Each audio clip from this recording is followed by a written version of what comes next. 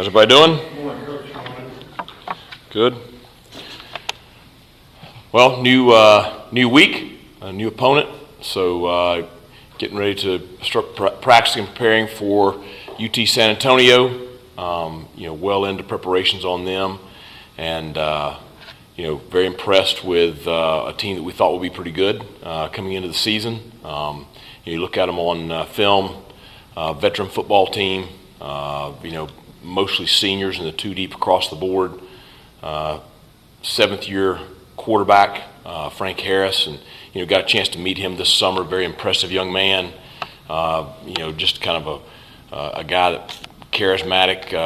Carries himself really well. I would imagine probably really a positive leader there in that locker room. Got a chance to know Coach Traylor over the last year or so, and just a solid guy and a really good football coach. So great challenge down there in San Antonio. They have a very passionate fan base.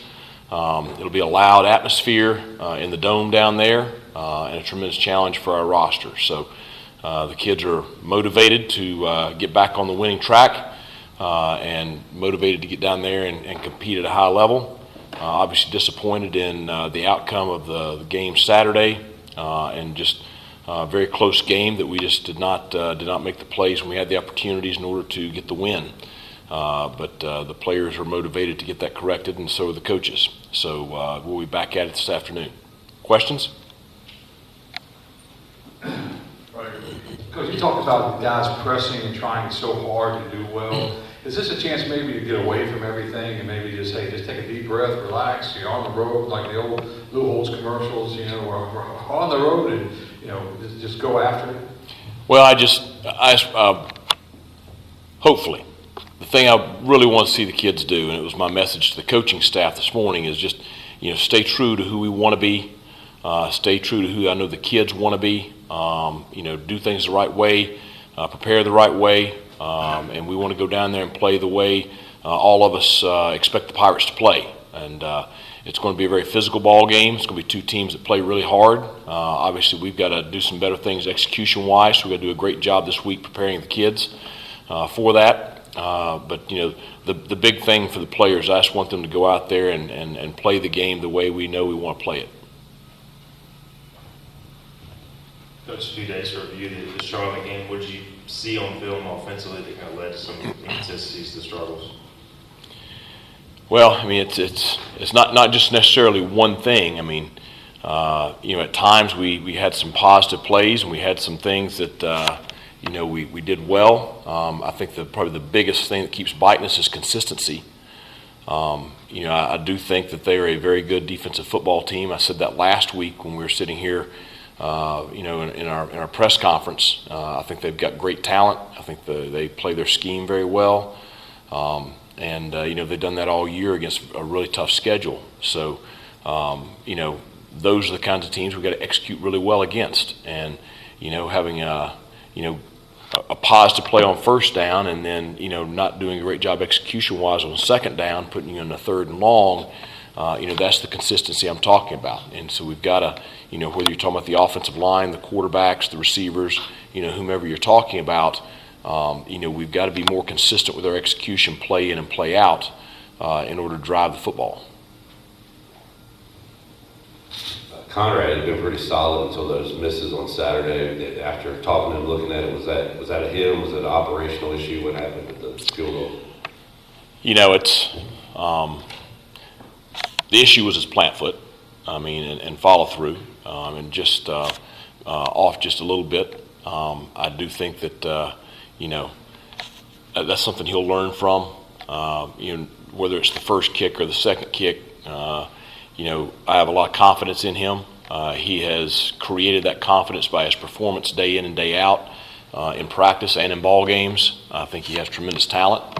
I would not hesitate to trot him out there in any situation this week. So I think he's a competitor. And that's the thing I really like about him is he gets motivated. He doesn't get in his head. He gets motivated, to perform well, and takes a lot of pride in that for the team. So I expect him to learn from that those 2 kicks and to go out and do a great job this week and be ready to go on Saturday. Coach Harris is very mobile as the quarterback was last week. What do you think your defense did well stopping his mobility, and what do you think they need to improve on heading into this week? He is very mobile. Obviously Jones was a dynamic athlete last week. I think we'll see some things maybe that we saw last week. I don't think we'll see everything that we saw last week. They certainly run their scheme very well. San Antonio does. The big thing I think from him is you're facing a guy that you think about. This is his 7th year of college football, and he's battled through a lot of adversity. He's had a couple of years of pretty significant injuries. Then he's had, he's on probably his 3rd straight year of being highly successful. He missed a little bit of time this year injury-wise. But my point is he's seen a lot and has tremendous experience. And when you're facing a quarterback like that, their decision-making, when you're this kind of player, your decision-making is really good. He sees the game at a slower pace than a younger quarterback does. And so his experience is going to be a major factor. So I do think that we're going to have to do a great job defending some of the RPO stuff. I think we'll have to do a great job of defending him, both throwing it and running it. So I think that some of the things that we struggled with Saturday, we spent time Sunday night. It wasn't like we hadn't seen it before, but it was we weren't as disciplined as we needed to be to shut it down, and so we spent some time Sunday night. Working against that stuff, because if I'm Coach Traylor, I'm going to incorporate a few of those things into my game plan this week. And so we expect to see a few things and trying to prepare for that this week. Coach, you get into these latter days of the season, kind of the dog days, so to speak. Most coaches go to a lot of youth to try and give some new energy to one of the sides of the ball. Could we see that this week with some Sam Danko on defense or maybe some Brock Spalding more on offense? I think you get to this point in the year, you're playing a lot of guys, and certainly Sam and Brock have played at certain points throughout the year, and those guys are guys that we're certainly depending on for the future. So I think you could see those guys at certain times and more as the season winds on. I think that you start getting bumps and bruises. And so certainly then your depth really comes into play, and so that's when you see a lot of younger guys get on the field, whether it be on special teams, offense, or defense. Coach, what are some of the things you do to prepare for the Dome, for the Alamo Dome, as far as that goes? If you haven't been there, I heard you talking about it a little bit last night, but some of the things you prepare this week and then when you get to the field on Saturday. Well, you can't truly prepare for being inside because we don't have a space that's indoors. So, we'll try to create as much noise as we can for the offense to try to, mimic what's going to be a very loud environment. That's what we did when we played in the Fargo Dome up at North Dakota State. And then, you really stress your communication. Your communication has to be visual and verbal. Everybody has to really focus, making sure everybody's got the call and everybody's communication is clean. And then, we'll try to get there a little bit early for kickoff on Saturday and give our, kickers, punters, returners, receivers, all those guys a chance to just, optically go in there and catch balls and kicks and punts and stuff indoors. And, by the time we get through with the early warm-up stuff, they should be fine. Talking about young players a moment ago, we saw Raheem Jeter get his feet wet when the game was in hand against Gardner-Webb. Right. Any plans do you foresee him getting in anymore this season? Oh, yeah, absolutely. With a lot of those guys in that freshman class, which we really like that class, you're going to try to get them, playing time anytime you can. Now, you want to, if it's the right situation, which, you're trying to, you want to protect their red shirt. And unless they're playing a lot, if they're playing a lot, then that makes sense to use them a lot. So, you hope to get him in for 4 games, and you hope to get him some snaps under his belt.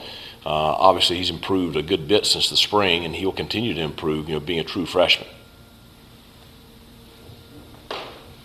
Coach, after the game, you've done a lot of different things offensively, and if you would look at changing play calling duties at all, just to try to spark something. Do you view it as after the game? You feel like that's not the answer right now? Well, I've watched the game multiple times by now, and watched it very closely from a standpoint of watching the play call, watching the defensive call, knowing what is supposed to happen with the play call, and seeing where the issues are. And I'm going to do whatever is best to give the Pirates the best opportunity to win on game day. And right now we need to coach better during the week as far as it comes to execution, and we need to execute the plays that are called better. And that's on us as coaches to prepare the players better.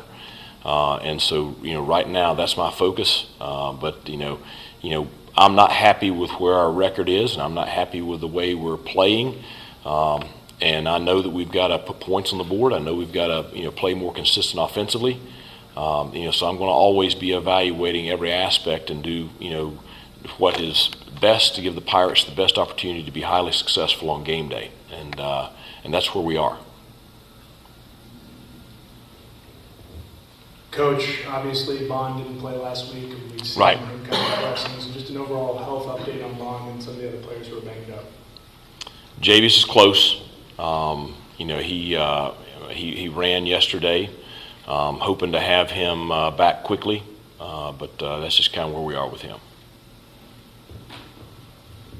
In the beginning part of the season, even the preseason, there was talk of the running back room just being one of the strengths of this team. And Right. I know you guys have dealt a bad hand with some injuries there too, but is there some belief that that group can kind of get to that spot again and just be that unit you can count on?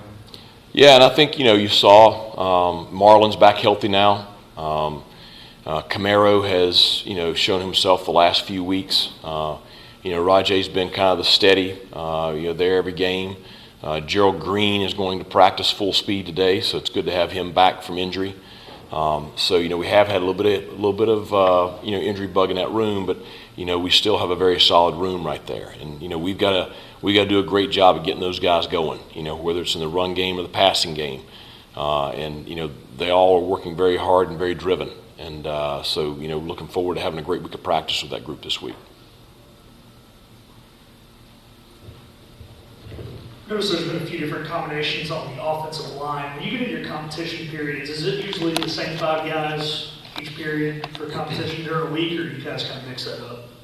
Well, when we go to the competition periods, you're going to have 2 different lineups, and within those lineups, you may shuffle guys, for between 1s and 2s, and I said at the beginning of the year, ideally we want to play, probably 8 guys on the offensive line. And, we've just struggled to have enough guys playing at a consistent level in practice to go out on game day. Now we've started to have a couple of guys come on a little bit more here lately, and obviously we played, I think, 8 offensive linemen on Saturday, a couple of really young guys, a couple of players that maybe weren't ready to go at the beginning of the year that are ready to go now. So as with every position, practice during the week really trumps everything.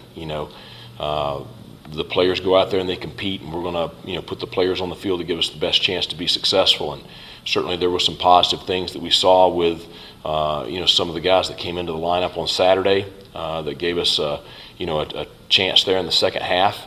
And then, some of the guys that maybe had struggles in the first half are very motivated to get things corrected this week. So I think there'll be good competition. Dontavius Nash probably played as much as he has since he came in. Played well, seemingly, and I know you are a little banged up at safety. Just what did you think of his performance and getting a shot and making the most of it? I thought for the most part he played well. And, he has played better and better as the season has gone on. He's tackling better. He has great ball skills, plays the ball well in the air. So I thought he did a solid job on Saturday. And I thought, Julius, had one of his best games of the year. And Julius has played pretty well, for the bulk of the season. I mean, I think he's the one that's played better and better and is playing at a pretty high level right now. So was fairly pleased with our safety play on Saturday. Coach, guy not maybe by the numbers, but that just kind of said flash into my video was Chad Stevens. He's really been a force up front for the last few weeks. Can you just touch on his play and what he brings for you guys? I think Chad's having a very solid year. He leads us in tackles for a loss. Chad has the ability to be very disruptive, and I think when Chad is playing disciplined and really playing within the scheme, he can be highly disruptive, and that's the big challenge for him, is to keep play discipline within the scheme, because with his hat speed and how quick he is getting off the ball, and he's a tough, hard-nosed kid and plays very, very hard. He has a chance to impact the ball game when he's doing those things. Coach, another week we saw both quarterbacks in different situations. Should we expect something similar to that this weekend? Or I know you can't give too much away, but just a thought on how that's going. Right. Well, as I've said, for the last couple of weeks, really I want to see us play with more consistency. And I think that's the key for those two guys. And, both of them have some strengths, and both of them have some things they need to improve on. And so, what we're trying to do is to continue to help them to come along and take advantage of their strengths, and to continue to learn from their experiences. And so, look forward to a great week of practice for those guys this week. I know during the bye week, you're at high school football games, you're recruiting, you're bringing in visits, and it never stops. How tough is it during a season when you're not winning? You can always go back to past success, obviously, but what are those conversations like in recruiting in seasons like this? Well, we continue to talk to recruits about the things that we sell in East Carolina University, and the first thing is the passionate fan base that we have, and we're very fortunate. Last Saturday was another great representative of that, in that football is important here, and certainly we're very transparent with this is not where we expect the program to be at from a one-loss level, but at the same time, we do expect to be highly competitive week in and week out. The thing is, most of these recruits have been here the past couple of years. Most of them we've been recruiting for a while, so they've seen the postseason play, they've seen winning at a high level, and they know what potential here there is at East Carolina. So, those are the things that we really hang our hat on, is what traditionally, through over time, East Carolina has been.